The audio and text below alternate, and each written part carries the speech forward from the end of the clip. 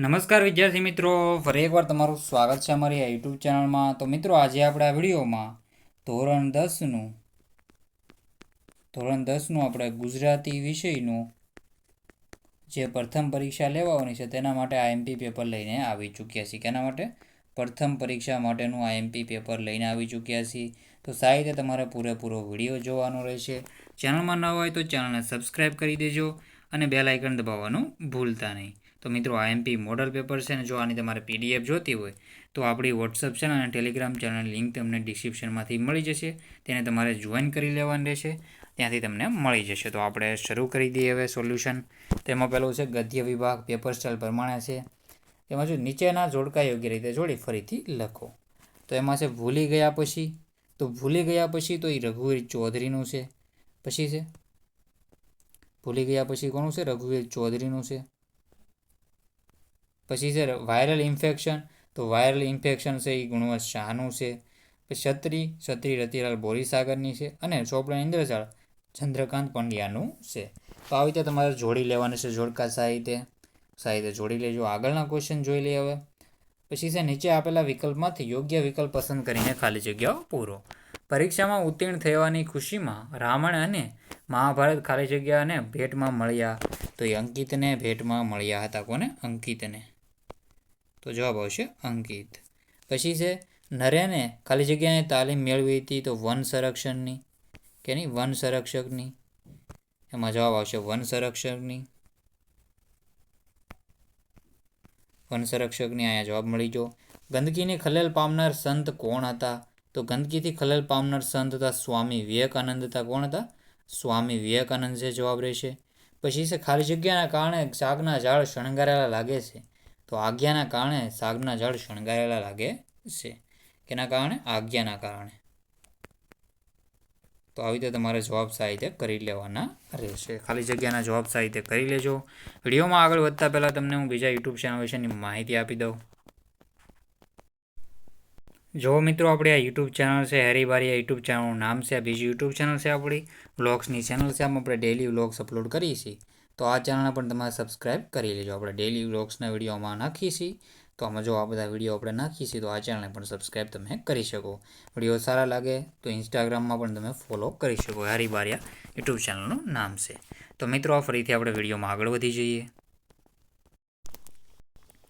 તો આપણે આગળના ક્વેશ્ચન નીચે આપેલ પ્રશ્નોના એક વાક્યમાં ઉત્તર લખો. અમેરિકામાં રહેતા ડૉક્ટર સૌરભ પાસે કોના માટે સમય ને માતા પિતા માટે સમય નથી. દર વર્ષે જીવલો લેખકના ઘરે કઈ કઈ ચીજ વસ્તુ આપવા જતો? તો અનાજ, કઠોળ, શેરડી, શાકભાજી, ગોળ વગેરે. પછી છે નીચે આપેલા પ્રશ્નોના 3-4 વાક્યોમાં ઉત્તર લખો. મનીષાને નિર્ભયતાનો ગુણ કેવી રીતે કેળવ્યો? રાજકોટ છત્રી લેવા જવાની વાતમાં લેખક શા માટે મક્કમ રહ્યા? કારણ કે તે જેણે છત્રી લોટ પાછી આપવાનું કીધું હતું એને આપણે જોયું તો એનું માન રાખવા માટે કહી શકાય કે એટલે દૂરથી આપણે જોયું તો એ ફરીથી બોલાવે છે આપણને. લેખક કોને ક્રૂર કટાક્ષ ગણાવે છે? કેમ? પછીના ક્વેશ્ચન છે નીચે આપેલા પ્રશ્નોના 10-12 વાક્યોમાં મુદ્દાસર ઉત્તર લખો. આખરે તો શિક્ષણ ધ્યેય બાળક ઉમદા માણસ બને તે છે. આ વિધાન વિગતે સમજાવો. ડાંગાઓનો અને કૃતિના આહવાના આદિવાસી વિશે લેખકને થયેલો અનુભવ. લેખક ચંદ્રકાંત પંડ્યાના મતે ચોપડાની ઇન્દ્રજાળ શીર્ષક યથાયોગ્ય છે તે જણાવો. તો સાહિત્ય તમારે આનો જવાબ કરી લેવાના રહેશે. સ્વાધ્યાયમાંથી તમને મળી જશે. વિભાગ બી છે પદ્ય વિભાગ છે. નીચે આ જોડકા યોગ્ય રીતે જોડીને ફરીથી લખો. તો પદ્ય કૃતિ અને સાહિત્ય પ્રકાર. તો વૈષ્ણવજન. તો વૈષ્ણવજન શું છે? તો એ વૈષ્ણવજન છે એ પદ છે. પછી છે દીકરી ગઝલ છે. માધવ ડીઠો છે ક્યાંય? ઉર્મી ગીત છે. અને શિકારીને છે એ શું છે? શિકારીને એ છે સોનેટ છે. તો આવી રીતે તમારે સાહિત્ય જવાબ જોઈ લેવાના રહેશે. પછી છે ખાલી જગ્યાઓ આપેલી છે તો ખાલી જગ્યા પૂરી લઈ સાહિત્ય. પછી આપણે આગળના ક્વેશ્ચનમાં જોઈએ તો વૈષ્ણવજન વણલોભી એટલે કપટ રહિત. શું છે? કપટ રહિત આનો જવાબ રહેશે. કપટ રહિત. પછી છે 22મા નંબર શીલવાન સાધુનો અર્થ ખાલી જગ્યા થાય તો ચારિત્ર્યવાન થાય છે.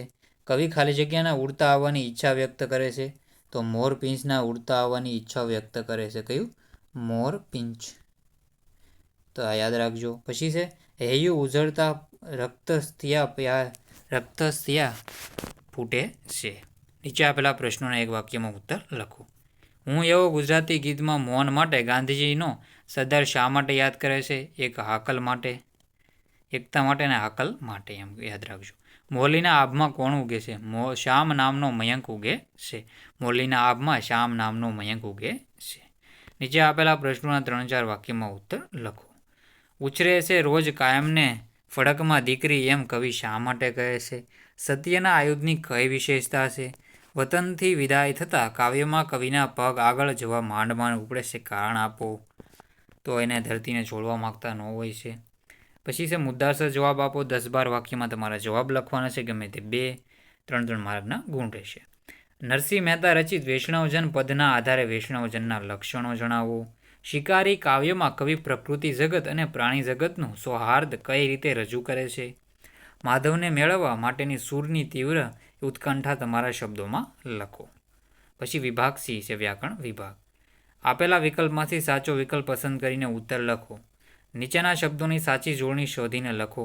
તો પરીક્ષા, તો પરીક્ષામાં આવી રીતે જવાબ રહેશે પરીક્ષા.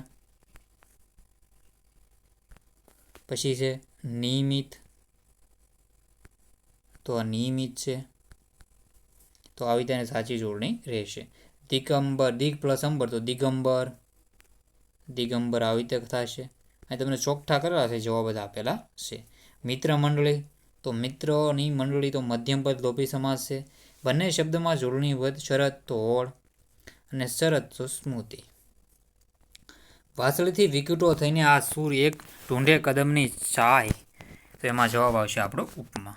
તાત્વિક શબ્દનો કયો પ્રત્યય લાગેલો છે?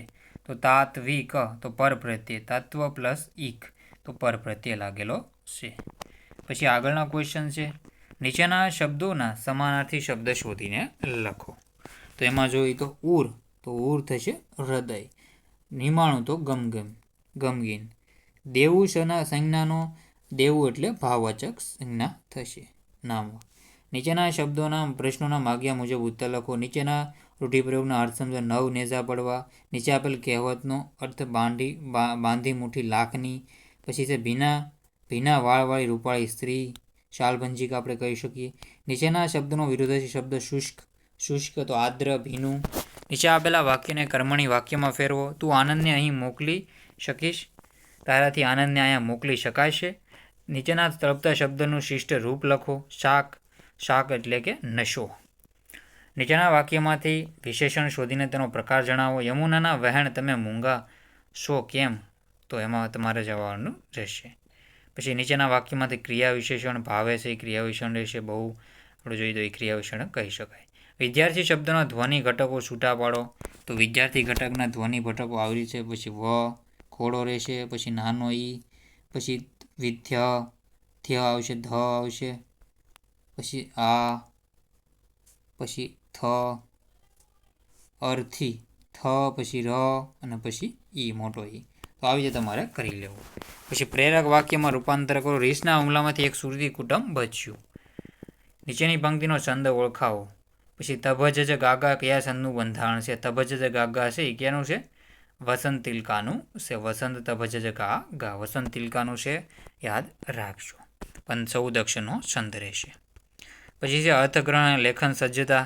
નીચે આપેલા પંક્તિઓના આશરે 15 વાક્યોમાં અર્થ વિસ્તાર કરો. શમેના વેરથી વેર, ટળેના પાપથી ઔષધ સર્વ દુઃખોનું મૈત્રીભાવ સનાતન. ન રાખ આશ કદી કોઈ પાસ, કરી શકે કોઈ કોણ પછી તને નિરાશ. તમારી શાળામાં યોજાયેલ સ્વચ્છતા અભિયાન અંગેનો અહેવાલ આશરે 100 શબ્દોમાં લખો.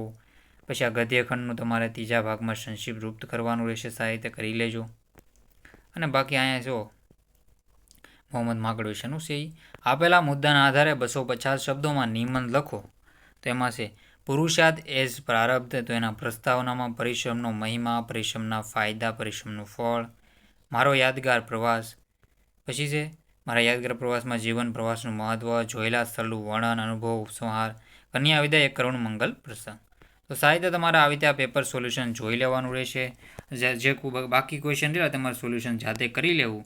અને મિત્રો ચેનલમાં નવા હોય તો ચેનલને સબસ્ક્રાઈબ કરી લેજો અને બેલ આઇકન દબાવવાનું ભૂલતા નહીં. તો મિત્રો હવે આપણે આ પેપર સોલ્યુશનનો એન્ડ કરીએ છીએ અને PDF માટે આપણી ટેલિગ્રામ ચેનલ અને વોટ્સઅપ ચેનલને જોઈન કરી લેજો. તો મિત્રો વિડીયોનો એન્ડ કરીએ છીએ. જય હિન્દ, જય ભારત.